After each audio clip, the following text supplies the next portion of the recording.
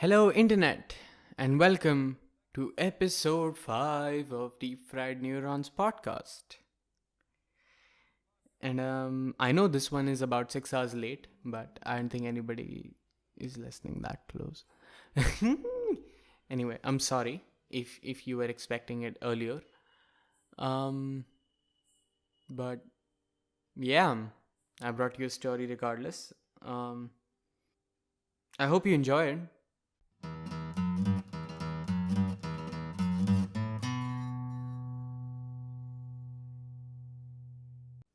This story is about Rustom Ashfaq Joshi.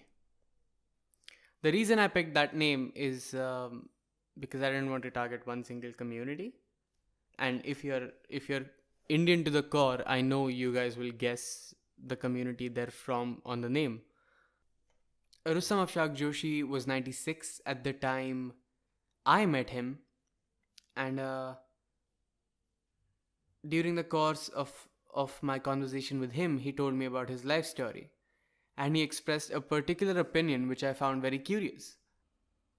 This gentleman grew up in Mumbai, lived there almost all his life. As a young man, he worked as a distributor for a certain motorcycle company, still very popular in India, and he made quite the fortune out of it. He was from a rather influential family, if not the most influential family. And while working as the distributor for motorcycles in 1930s, in around 4 years, he made quite the living for himself. He bought a car. He started hanging out at gymkhanas and Bombay Club and all that, only where the polished officers and pristine people of the British Raj would hang out. He was in the inner circle, and this went on for quite the while in his life. His children were born in a place of privilege. They went to school in a car, always live in the southern end of the city, also went to gymkhanas with him on the weekends, always had their hair cut from an expensive salon, were quite well polished in their English and Hindi and all these languages that people in Mumbai spoke. Everybody in the family wore a gold chain. It was all nice. Until 1947, when India became a free country.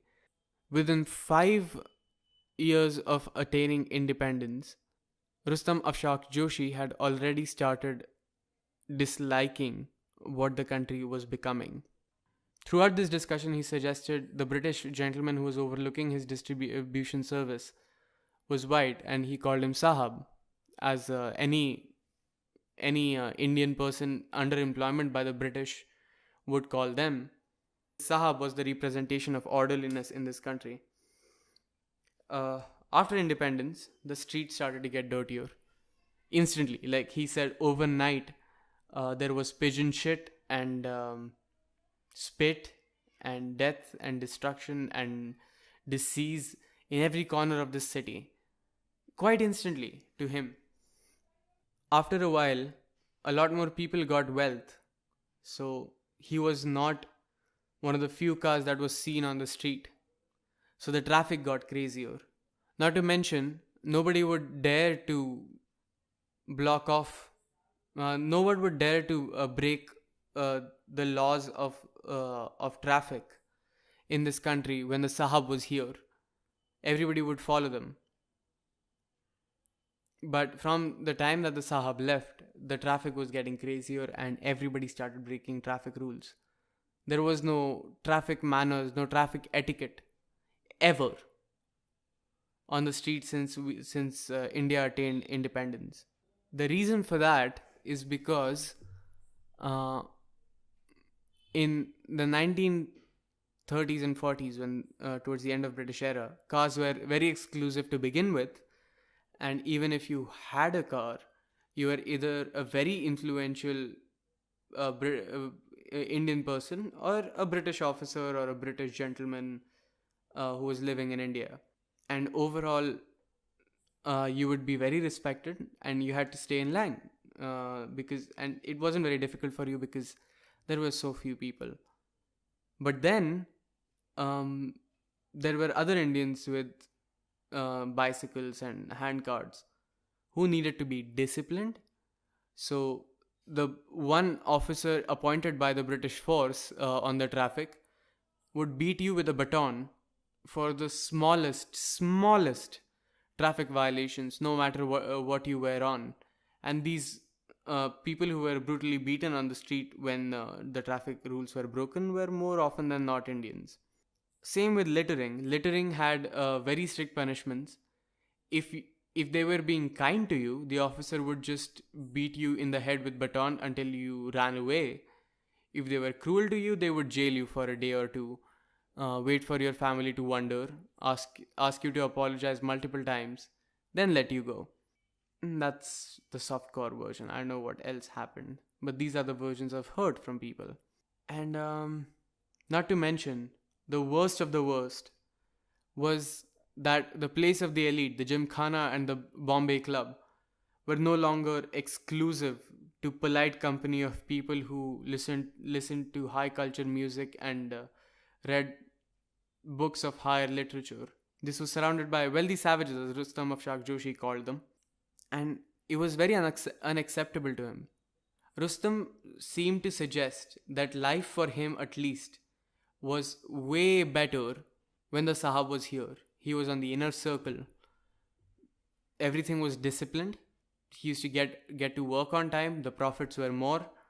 Now that more distributors and more businessmen had come into the market, it was getting more and more difficult to sell bikes and be the only one with the money and a brown skin or a light brown skin.